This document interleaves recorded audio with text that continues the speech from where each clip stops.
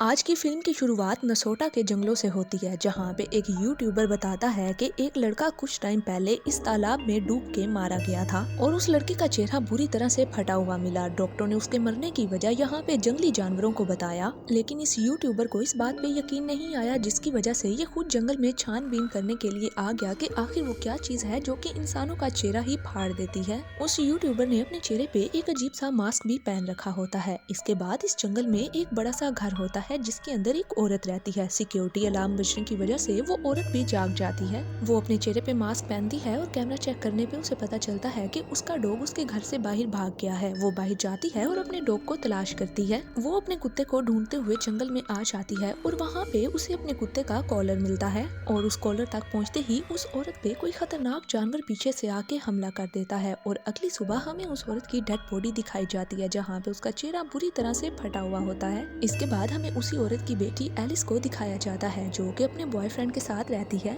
Alice खुद एक doctor होती है और फिर एलिस को कॉल की जाती है कि उसकी माँ की लाश जंगल में से मिली है। एलिस अपनी माँ के मरने की खबर सुनने के बाद ही फौरन अपने घर वापस लौट आती है और पुलिस स्टेशन में उसे बताया जाता है कि कुछ दिन उसकी माँ की बॉडी को यहाँ पे जांच के लिए रखा जाएगा। इसीलिए एलिस कुछ दिन अपनी मॉम के घर पे रुकने का ही फैसला करती है और फिर वो उसी जंगल में अपनी माँ के घर पहुँच जाती है और फिर घर के अंदर जाते ही सिक्योरिटी अलार्म जोर जोर से बजने लगते हैं और एलिस गुस्से में आके सिक्योरिटी अलार्म की स्क्रीन ही तोड़ देती है। फिर वो फौरन अपने बॉयफ्रेंड चार्ली को कॉल करती है और बताती है कि उसकी मॉम की डेथ हो चुकी है और वो अपनी मॉम के घर आ चुकी है, क्योंकि वो उसे बताए बगैर ही यहाँ पे आ गई थी। और इस सब के दौरान घर के अंदर एक अजीब सा जानवर एलिस को देख रहा होता है, लेकिन एलिस उसे देख नहीं पाती। फिर वो गाड़ी से अपना सामान निकालने के लिए जाती है, लेकिन उसकी गाड़ी खुद ही ऑटो लॉक हो चुकी होती है। फिर वो घर के अंदर जाती है और अपनी गाड़ी की चाबी ढूंढती है, लेकिन उसको कहीं भी चाबी नहीं मिलती। फिर मजबूरन वो कंपनी में कॉल करती है और रिक्वेस्ट करती है कि उसे डुप्लीकेट गाड़ी की चाबी भेजी जाए।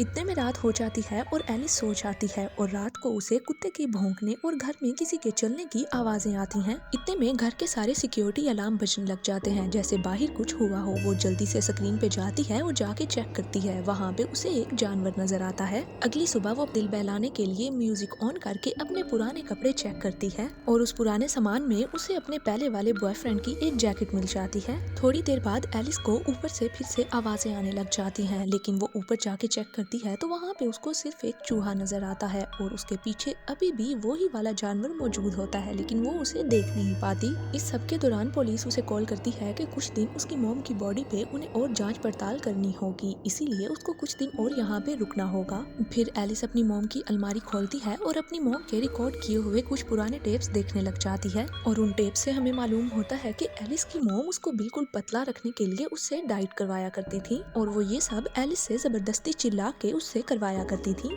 इस सब के बाद एलिस अपने घर से बाहर निकलती है तो उसे वहाँ पे डॉग का एक कॉलर मिलता है और उस कॉलर के पास किसी जानवर के अजीब से पंजों के निशान भी नजर आते हैं। वो जल्दी से अपना मोबाइल निकालती है और उन पंजों की फोटो ले लेती है और तभी उसे अपने ऊपर एक ड्रोन उड़ता हुआ दिखाई देता है, जो कि मूवी की शुरुआत में हमें यूट्यूबर दिखाया गया था, ये उसी का ड्रोन था। उस लड़के ने अभी भी अपने चेहरे के ऊपर मास्क पहना हुआ था। वो एलिस से चिल्ला चिल्ला के कहता है कि प्लीज अपना चेहरा मत दिखाना। एलिस उसके पीछे भाग के उसे रोकने की काफी कोशिश करती है, लेकिन वो लड़का रुकता नहीं है और फौरन वहाँ से भाग जाता है। घर के अंदर जाते ही एलिस को उल्टियाँ आने लग जाती हैं। उसको शक होता है कि शायद वो प्रेग्नेंट है और फिर उसका शक यकीन में बदल जाता है, क्योंकि वो सच में ही प्रेग्नेंट होती है। लेकिन एलिस अपनी इस प्रेगनेंसी की सच्चाई को मानना ही नहीं चाहती थी। इसके बाद वो अपना दिल बहलाने के लिए शराब पीती है और पागलों की तरह नाचने लग जाती है। फिर वो तैयार होके अपना पुराना ब्यूटी कंपटीशन वाला ड्रेस पहन लेती है और फिर वो अपनी पुरानी यादों में चली जाती है, जहाँ पे एलिस की मॉम उसको जबरदस्ती ब्यूटी कंपटीशन में भेजा करती थी और फिर जरा सा वेट बढ़ने पे उसकी मॉम उसको डांटा और मारा करती थी। इसके बाद वो अपने बॉयफ्रेंड को कॉल करती है और बताती है कि मुझे अभी भी अपनी चीखों की आवाज इस घर से आती है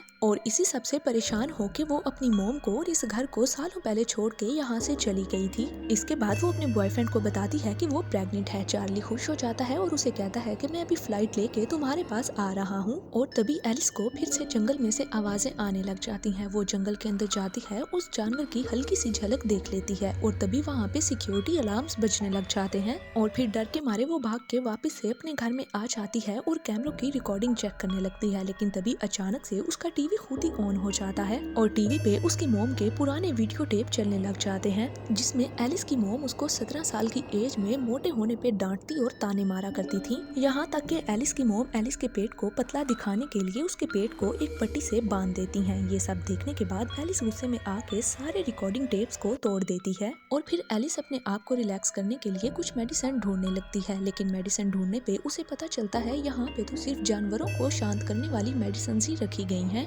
वो ये सब कुछ देख के परेशान हो जाती है और गहरी सोच में पड़ जाती है कि आखिर उसकी मोम को इन सब चीजों की क्या जरूरत थी। अगली सुबह गाड़ी वाले आके उसकी गाड़ी को अनलॉक कर देते हैं, लेकिन अब वो बाहर नहीं जा सकती थी क्योंकि उसके घर का डोर ही लॉक हो चुका था। और फिर तभी अचानक पूरा घर खुद ही लॉक होने लग जाता है। घर के तमाम खिड़कियां दरवाजे खुद ही बंद हो जाते हैं और फिर तभी अचानक वही जानवर आके एलिस पे अटैक करने लगता है। लेकिन एलिस अपनी जान बचा के घर से बाहर निकल जाती है और अपनी गाड़ी में बैठ जाती है। लेकिन वो जानवर एलिस की जान नहीं छोड़ता और बंद कार के अंदर भी एलिस पे अटैक करने की कोशिश करता है। उसकी कार पूरी तरह से कवर होती है और उसे सामने कुछ दिखाई नहीं देता, लेकिन घबराहट में वो गाड़ी को ड्राइव करके वहाँ से ले आती है और गाड़ी जाके एक पेड़ से टकरा जाती है और फिर वो जंगल की ओर भागने लगती है, जिसकी वजह से वो गिर जाती है और उसे चोट भी लग जाती है। तभी उसे अपने ऊपर उसी यूट्यूबर लड़के का ड्रोन उड़ता हुआ दिखाई देता है और फिर से वो लड़का आ जाता है और चिल्लाते हुए उसे कहता है कि प्लीज अपना चेहरा छुपाओ। और वो लड़का वहाँ से भाग जाता है। सच जानने के लिए एलिस उसका पीछा करती है और उसके पीछे पीछे जंगल में जाने लगती है।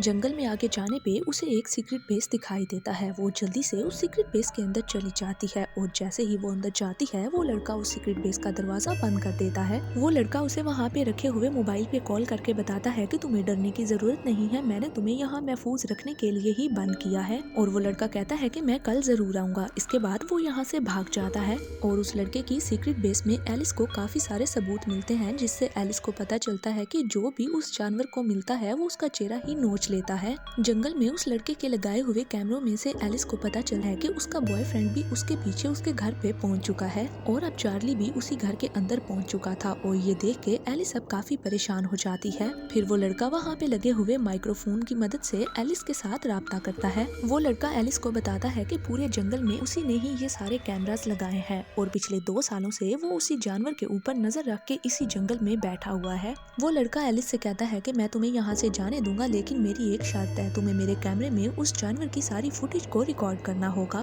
ताकि हम सब लोग जान सके कि आखिर वो जानवर चीज क्या है। इसके बाद एलिस उसकी बात मान लेती है और उसका कैमरा लेके अपने घर की ओर भागने लग जाती है। वो सबसे पहले चार्ली को बचाने के लिए भागती है, लेकिन जैसे ही वो चार्ली के पास जाती है तब तक वो जानवर चार्ली का चेहरा नोच के उसको बुरी तरह से मार चुका था। वो लड़का एक बार फिर एलिस को मोबाइल पे बताता है कि प्लीज चेहरा मत दिखाना और उसकी आंखों में ना देखना और ना ही टॉर्च को ऑन करना। एलिस बेचारी अब रोते हुए कैमरे को ऑन करती है और उस जानवर ढूंढने लग जाती है। पूरे घर में उस जानवर की आवाजें गूंज रही होती हैं और अचानक ऊपर का दरवाजा खुल जाता है, लेकिन एलिस में हिम्मत नहीं होती कि वो ऊपर जा सके और फिर आहिस्ता आहिस्ता कैमरे की बैटरी भी डेड होने लग जाती है। वो जानवर एलिस की तरफ कुछ रिकॉर्डिंग टेप्स फेंकता है, जैसे कि वो एलिस को कुछ दिखाना चाहता हो, लेकिन एलिस उस जानवर से बुरी तरह से डर जाती है और फिर अचानक एलिस को वो थोड़ा सा दिखाई देता है, लेकिन तभी उसका कैमरा बंद हो जाता है और फिर एलिस भूल जाती है और घबराहट में आके वो जल्दी से टॉर्च लाइट ऑन कर लेती है और फिर वो जानवर आके एलिस पे भी हमला कर देता है और फिर वो जानवर एलिस के ऊपर आ जाता है और बड़े ही आराम से उसके कानों में एक लफ्ज बोलता है जो कि था अदर।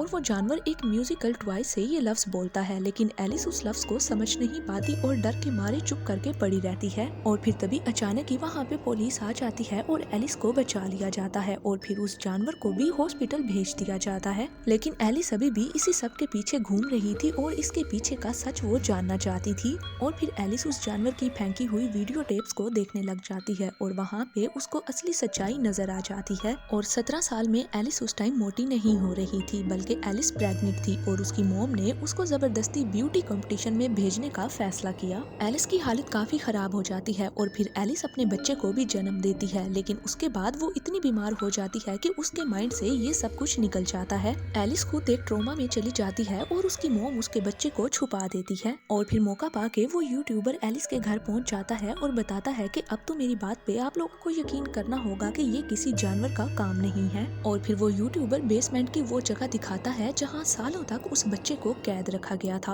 और डर और गुस्से में वो मासूम बच्चा एक जंगली जानवर में बदल गया। थोड़ी ही देर बाद फायर अलार्म बजने लग जाते हैं और एलिस समझ जाती है कि वो जानवर फिर उससे राब्ता करना चाह रहा है और एलिस को फिर से म्यूजिकल टॉय की आवाज सुनाई देने लग जाती है। जब वो उस आवाज का पीछा करती है तो उसको वो टॉय मिल जाता है और उस टॉय पे वो जानवर उसको अदर लिख के कुछ समझाने की कोशिश कर रहा था। और फिर जब एलिस उस टॉय को गौर से देखती है तो उसका एम बटन टूटा हुआ होता है। तो एलिस समझ जाती है कि वो जानवर उसको मदर कहने की कोशिश कर रहा है। और फिर एलिस बेचारी समझ जाती है कि वो कोई जानवर नहीं बल्कि उसी का ही बच्चा है। और तभी एलिस के पीछे वो ही जानवर यानी कि उसका बच्चा आ जाता है। वो बेचारा जानवर नहीं होता बल्कि असल में इंसान ही होता है, लेकिन एलिस की मोम ने उसे सालों तक जानवरों वाली दवाइयां दे दे के उसको जानवर बना दिया था। सालों तक कैद में रहने के बाद वो अपनी माँ के सामने अपने मुंह से मास्क हटाता है और रोने लग जाता है। एलिस रोने लग जाती है और समझ जाती है कि सालों से वो जो आवाजें सुना करती थी वो किसी जानवर की नहीं बल्कि उसी के ही बेटे की थी। और इसी के साथ ये मूवी यहीं पे एंड हो जाती है।